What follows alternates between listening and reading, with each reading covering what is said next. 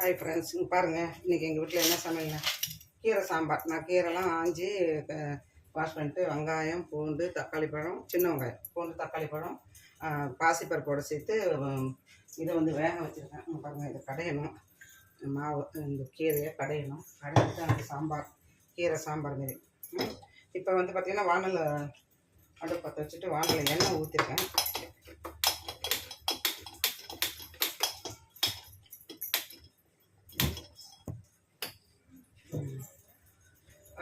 வானில் எண்ணெய் போட்டிருக்கேன். எண்ணெயில் இது ஏதோ தண்ணியில் பட்டுச்சு போட்டுருக்கேன். இது ஆனால் ஆகலை லைட்டு. இப்போ வந்து வாழைக்காய் பொரியல், வாழைத்தண்டு பொரியல். இங்கே பாருங்கள், ஆலம்பி நூலெல்லாம் எடுத்துட்டு வச்சுருக்கேன். ஆலம்பி நூலெல்லாம் எடுத்துகிட்டு வச்சுருக்கேன். பாருங்கள், நூல் வரும் இல்லையா, அதில் எல்லாம் க்ளீன் பண்ணிவிட்டு வச்சுருக்கேன். நூல் எடுத்துகிட்டு 1-2 நூல் இருக்குது, சுத்தமாக வரலையே. சரியா, எடுத்து வச்சுருக்கேன். வளம்பிட்டேன், கிட்டத்தட்ட எல்லாம் வந்துருச்சு. ஒன்றும் அதிகமாக எல்லாம் ஒன்றும் இல்லை. எப்படியா இருந்தாலும் நார் இருக்க தான் செய்யும். எவ்வளோ பொடியாக கட் பண்ணாலும் நார் இருக்க தான் செய்யும். ஓகேவா? அது பாருங்கள், கட் பண்ணி வச்சுருக்காது. இப்போ பார்த்தீங்கன்னா இது தாளிப்புக்கு பார்த்துக்கோங்க என்ன பண்ணுறேன்னு. நான் இப்படி தான் செய்வேன். நீங்கள் எப்படி செய்வீங்கன்னு நீங்கள் சொல்லுங்கள். எண்ணெய் போட்டு காஞ்சிடுச்சு. கடுகு போடுறேன், ஜீரகம், உளுத்தம் பருப்பு,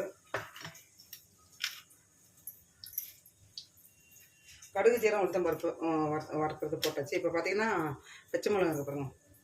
பச்சை மிளகா, கருவேப்பிலை, பட்டை மிளகாய், காஞ்ச மிளகாய் 2, பச்சை மிளகாய் 1. உங்களுக்கு காரத்துக்கு தகுந்த மாதிரி நீங்கள் போட்டுங்க. இது காரம் இருக்குது அந்த இந்த பச்சை மிளகாயில். இது வந்து கடலைப்பருப்பு. ஓகேவா? இதெல்லாம் போட்டுட்டு செய்யணும். அடுத்து வந்து அது இதை கொட்டி எல்லாம் இதெல்லாம் வறந்ததுக்கப்புறம் கொட்டி வதக்கிட்டு, இதுக்கு வெங்காயம் தேவையில்லை. இது பருப்பு மட்டும் போட்டால் போதும். அதில் வந்து எண்ணெய் ஒன்று சாம்பாருக்கு, கீரை சாம்பாருக்கு எண்ணெய் விடணும். கீரை வந்து அந்த தக்காளி, மணத்தக்காளி கீரை, அது சரியாக மசியாது. எல்லாம் பண்ண போகிறேன். பார்த்திங்கன்னா கருவேப்பிலை, பச்சை மிளகாய் காஞ்சிட்டு நல்லா இருக்கும். நல்லா வறுத்துருக்கோம். பச்சை மிளகாய் வறுப்பதும் கடலை பருப்பு மாதிரி போட்டு கடலைப்பருப்போடு கொடுக்கணும். கடலைப்பருப்பு கொஞ்சமாக பெருங்காயம் போட்டுக்கலாம். கூடவே கொஞ்சம் பெருங்காயம் போட்டுக்கலாம். கடலைப்பருப்பு வறந்துடும் கலர் மாதிரி. அது மாதிரி மிளகாய்க்கு நல்லா பாருங்கள். மிளகாய் சரியா, நல்லா காஞ்சி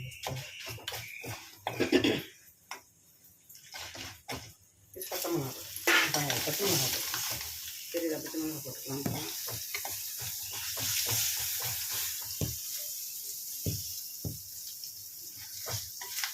பச்சை மிளகாய் போட்டுக்கலாம். இது வறுப்பட்டதுக்கப்புறம் இது எடுத்து போட்டுக்கலாம். சிம்பிளாக நான் இதுக்கப்புறம் சிம்பிளாக தான் பண்ணுவேன். வாழைத்தண்டு நீங்கள் எப்படி பண்ணுவீங்கன்னு சொல்லுங்கள். உங்கள் வீட்டில் வாழைத்தண்டு எப்படி வச்சுங்கன்னு சொல்லுங்கள். இது வந்து மிளகாய், இது மஞ்சத்தூள் போடுவீங்க. ஒரு நிறையா மஞ்சத்தூள் போடும். 4 போடும். எப்படி இது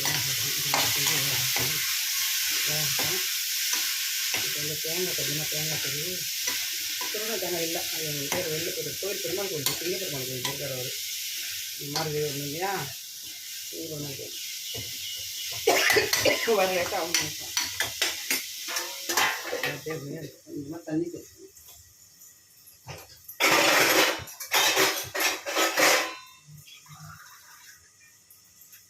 உப்பு இப்போ உப்பு கொஞ்சம் லேட்டாக தான் போடணும், பார்த்துக்கோங்க. இந்த பண்ணணும் சும்மா அப்படி ஒரு பிடி. ஏன்னா அது வாழைத்தண்டு வந்து தண்ணி விடுங்க. அது தண்ணி வாங்க.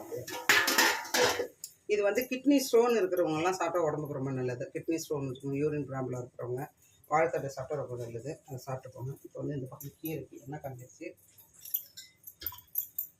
வெங்காயம் கட் பண்ணணும். சின்ன வெங்காயம் கட் பண்ணி அதில் போட்டு ஒரு 4-5-10 வெங்காயம் சின்ன வெங்காயம் கட் பண்ணி போட்டுட்டேன். பார்த்திங்கன்னா இப்போ பெரிய வெங்காயம் இருக்குது.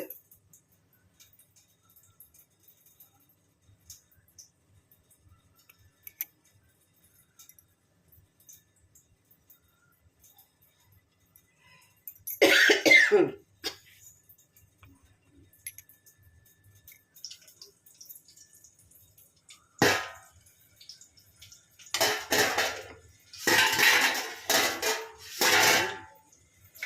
வந்து அதில் கருவேப்பிலை போட்டுக்கலாம். இப்போ வந்து தண்ணி வேகிற வரைக்கும் ஓப்பன் பண்ணி வேகணும். வாழைத்தண்டு வேகிற வரைக்கும் ஓப்பன் பண்ணி வேகட்டும்.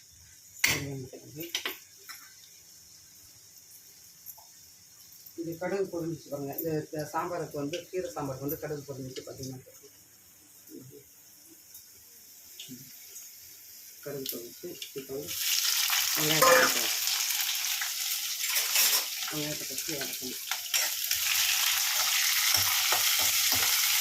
இப்போ ஆள் வந்து பிடிக்கிறதுக்குலாம் ஆள் கிடையாது. நான் தான் எல்லாம் கையில் வச்சுட்டு செய்வேன். பாருங்கள் உங்கள் வீட்டில் நீங்கள் எப்படி செய்வீங்க, கீரை சாம்பார் நீங்கள் எப்படி செய்வீங்க. பையனும் ஆஃபீஸ்லேருந்து வந்துடலாம் கண்ணுக்கு.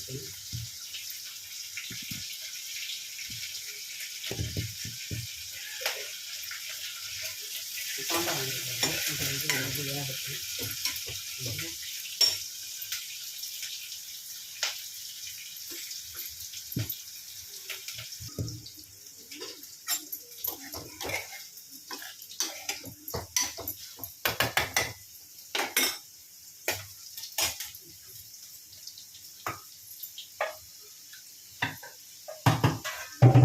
அப்படி கொடுத்துட்டு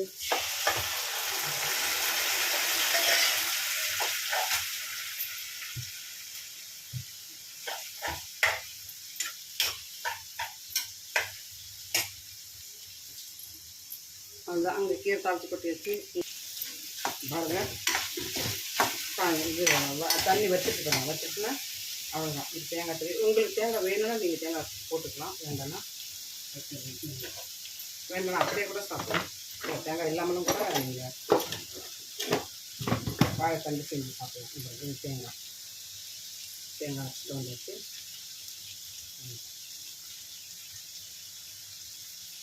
வாழைத்தண்டு பொரியல் ரெடி. இந்த பக்கம் கீரை சாம்பார் ஆகிட்டு இருப்பாங்க. கீரை சாம்பார்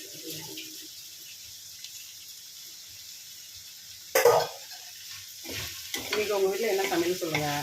எல்லாம் வீடியோ பார்க்குறீங்க, யாரும் சப்ஸ்கிரைப் பண்ண மாட்டேங்கிறீங்க, லைக் பண்ண மாட்டேங்கிறீங்க. லைக் பண்ணுங்கப்பா, லைக் பண்ணுங்கள், சப்ஸ்கிரைப் பண்ணுங்கள், சப்போர்ட் பண்ணுங்கள் எனக்கு. சரியா? நீங்கள் சப்போர்ட் பண்ணால் தான், கமெண்ட்ஸ் போட்டால் தான் உங்களுக்கு என்ன பிடிக்கும், என்ன செய்யணும், உங்களுக்கு பிடிச்ச ஐட்டம் செய்ய முடியும். நானும் ட்ரை பண்ணுவேன் உங்களுக்கு பிடிச்ச மாதிரி. இது நான் இப்போ செஞ்சுருக்கிறது உங்களுக்கு பிடிக்குதான்னு சொல்லுங்கள். வாழைத்தண்டு பொரியல் பாருங்கள். வாழைத்தண்டு பொரியல் ரெடி. நம்ம சாம்பார் ரெடி. நம்ம சாப்பிட்லாம். மதியானம் சாப்பாடு ரெடி. எல்லாரும் அந்த பிள்ளைங்கள்லாம் இப்போ பாருங்கள். உப்பு கொஞ்சமாக போடுவேன். உப்பு கொஞ்சமாக தூவி செஞ்சுடுவாங்க. உப்பு கொஞ்சமாக தூவி ஏன்னா சரல்கள் அப்படியே உள்ளே இறங்கிடும். இந்த சூட்டிலே உப்பு வந்து இறங்கிடும். நான் வந்து மாரி கிண்டி சூடு இருக்குல்லையா, அடுப்பு அது ஆனில் தான் இருக்கும். இந்த சூட்லேயே குழம்பும் ரெடி. கீரை குழம்பு ரெடி. உங்கள் வீட்டில் எப்படி வச்சுன்னு சொல்லுங்கள் பாருங்கள். ஏன்னா அது மணத்தக்காளி கீரை இப்போ சரியாக மசியாது இல்லையா, அப்படியே தொட்டு தான் சாப்பிடணும். வேறு வழி நாங்கள் இப்படி தான் செய்வாங்க. கீரை நல்லா வெந்துச்சு, ஆனால் மசியாது, அதான் கஷ்டம். சரி, okay, thank you. Thanks for watch.